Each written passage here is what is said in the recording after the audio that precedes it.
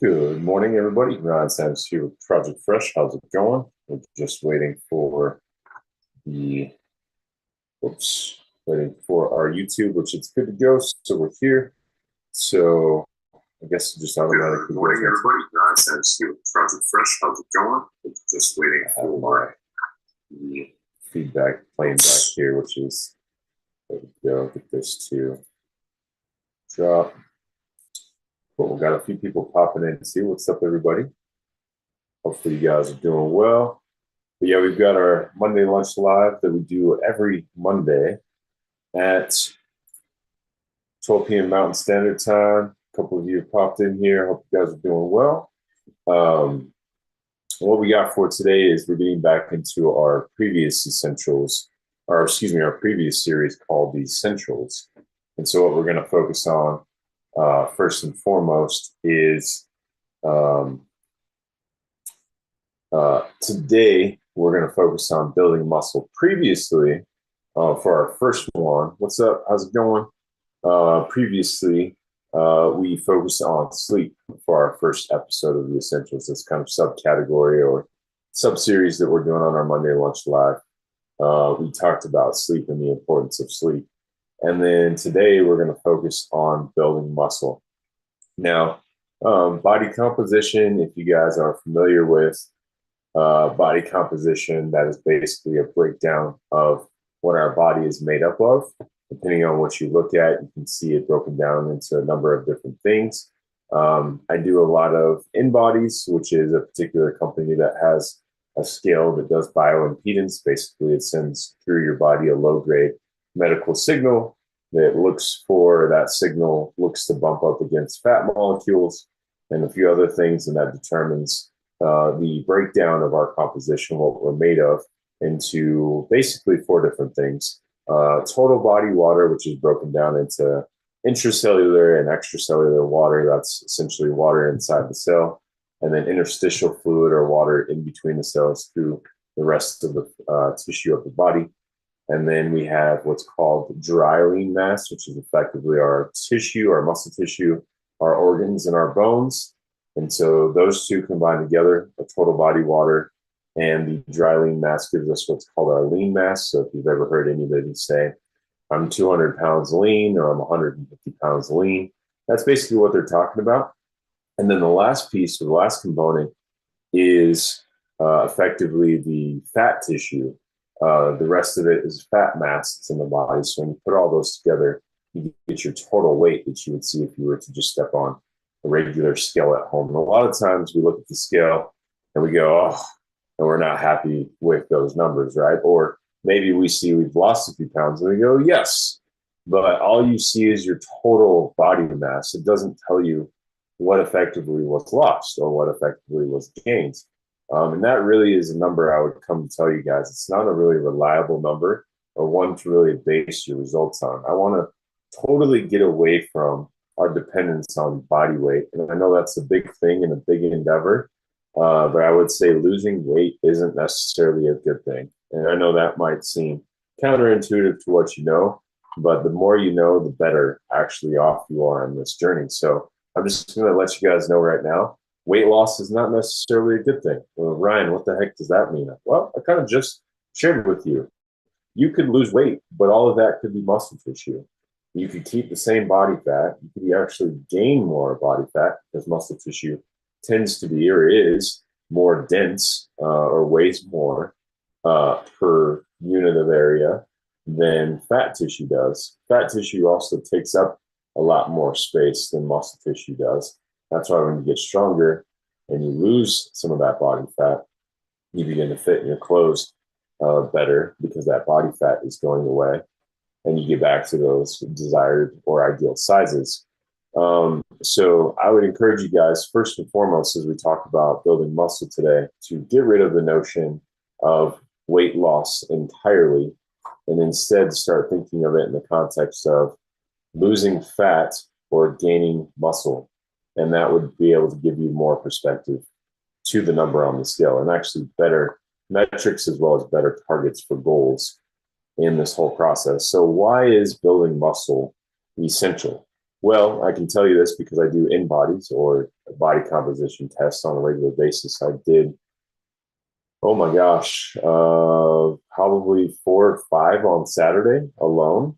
So I'm talking to multiple people on a weekly basis and doing updates. Generally, I'll do one every 4 to 6 weeks with a client who I'm working with on a regular basis. What I find is that when we focus on adding muscle tissue, we get all the results that we want. Well, what are those results? We effectively fit better in our clothes. We have better energy. The fat that we've been wanting to get rid of, the stubborn fat around the midsection, the stubborn fat that's on the chest, the stubborn fat that's on the arms, the quads, the butt, all those areas we don't want fat, more or less. I know certain people probably want more fat on the glutes, right? For certain demographics, but effectively, when we get rid of those stubborn fat, I don't want it to be there areas. That is a byproduct, not something we actively pursue, but a byproduct of building muscle tissue. So, why is that the case? When we have more muscle tissue, it requires more energy. So that means we burn more calories, which helps us burn off that stored calories, aka fat on the body. Not only that, but it actually helps with bolstering or boosting the ideal hormones that we want to have flowing through our bodies, which is also a great benefit. It gives us more energy throughout the day. It helps us sleep better. It helps us be more mentally clear or have better mental clarity. And those are a lot of benefits I think the average individual wants to have. It helps us feel more able, our joints to be stronger. It causes us to drink more water, which has a bunch of benefits. We've talked about water a million times before on our channel.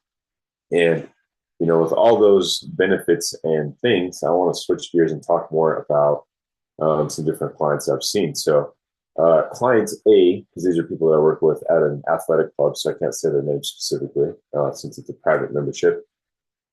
Client A, she did our 4-week challenge recently. And what she found was focusing on adding some more muscle tissue to the mix. And she's in great shape already. She's been in great shape. She's got a wedding coming up. I would say she's probably 20s, 30s range, roughly. She has felt that the body is not exactly where it's wanted to be. We've tried to encourage her to focus on building muscle, building muscle, building muscle. Well, over the course of the challenge, she picked up some heavier weights and pushed herself. And what she found was that her muscle tissue went up, her body fat went down, and there was a big smile on her face when the other trainer I'm working with, who did her body composition, she was really excited about that. And this is in the course of literally 4 weeks, where I think it was over a pound of muscle gain and at least a solid percentage, if not more, fat tissue loss. And this is someone who's already in relatively good shape, who is looking to define those last few pieces because, of course, we want to look absolutely amazing, especially the ladies. Not to say the guys don't want to look amazing for the wedding, but of course, the ladies want to look, just immaculate and beautiful in the wedding dress, right? So she was really excited. Client number 2, someone who I worked with, she also did well. We had her coming to my small group private training, which is definitely muscle or weights focused, resistance training focused, challenging her to pick up the heavier weights, push harder in those segments, the 30 to 60 second rounds that we do. She also saw about a pound and a half of muscle tissue in the context of everything and loss in body fat. Now, here's the particular case about client number 2 that she experiences, that although she saw muscle go up and fat go down, her overall body weight actually went up a little bit. Now, most people, if they're just standing on a regular scale, after having done 4 weeks of dedicated training and eating, and they would see their weight go up and not see the breakdown of that number, they would be like, well, I guess I failed because my weight went up. And be like, maybe. You don't know the content of that number. Well, for this client number 2, we did, and she actually had great results. She was liking how things were going. She has a good perspective on what she needs to do moving forward. And there's a certain point where you kind of hit the numbers, if you will.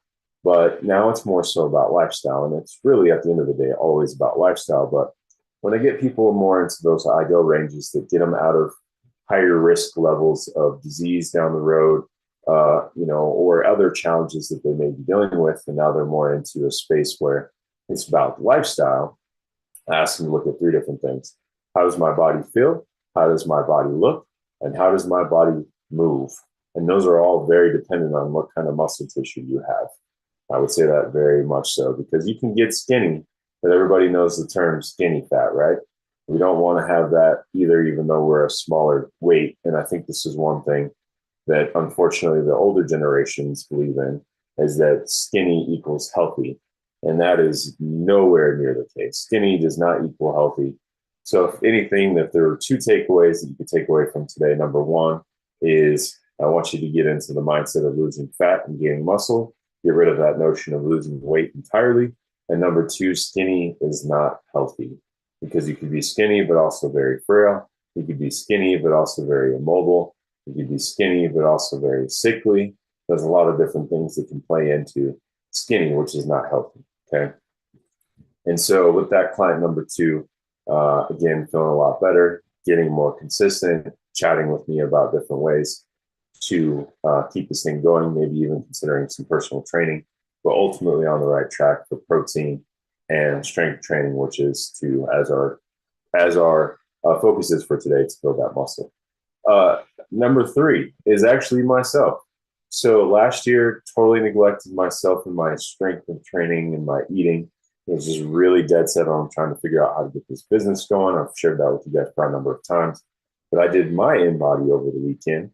And what I found since I weighed in on the 7th of January, so I weighed in on that Tuesday, that first Tuesday of the year, I've gone up about 2.2 pounds of muscle, and I've lost 0% body fat. My overall weight has gone up roughly 2 pounds from the weigh in.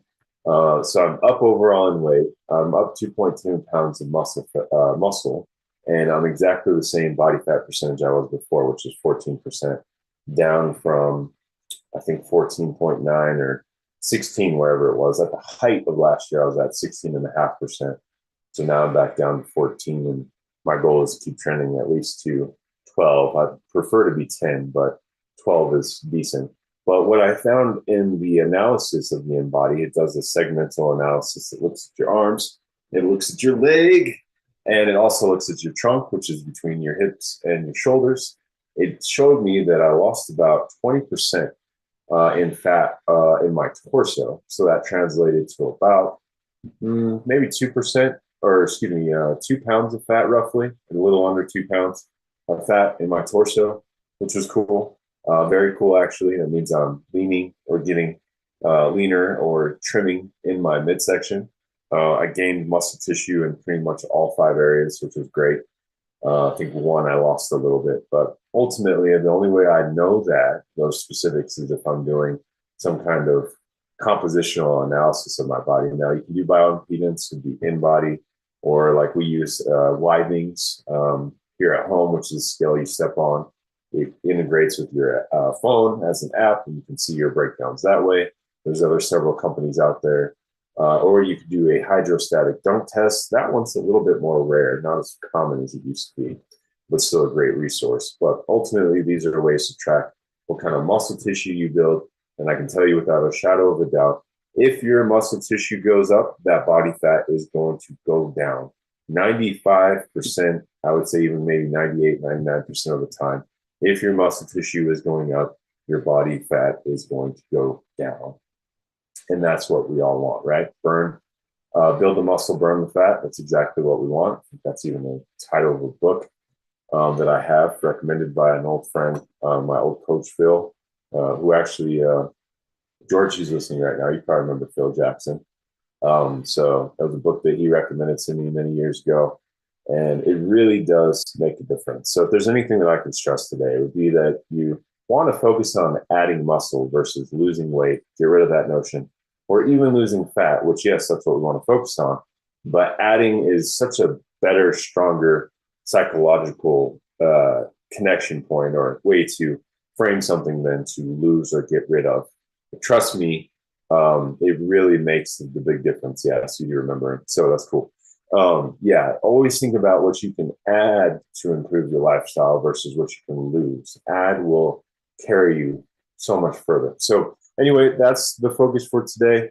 If there's any specific questions, you can go ahead and drop them in our comments, both here on Instagram as well as on our YouTube. We do stream both, and we're at about 15 minutes in here. We do stream from both Instagram and YouTube, and we're taking these videos and breaking them up to provide some more content throughout the week. But in our Essential series, this would be number 2 out of our series so far, our subset or small series on the essentials.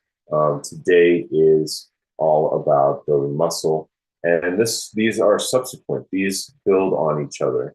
Thank you for the knowledge. Yeah, absolutely. Glad to share this with you guys. And really, with the knowledge, go apply it. Whatever you learn here today, even if it's a very small thing, or even if you said the whole time through, Ryan, I knew everything that you said, I still want you guys to take away from this the action. Go and do it. It's great that you know it, but go do it. That's the biggest thing. That's what makes us successful, is you being successful.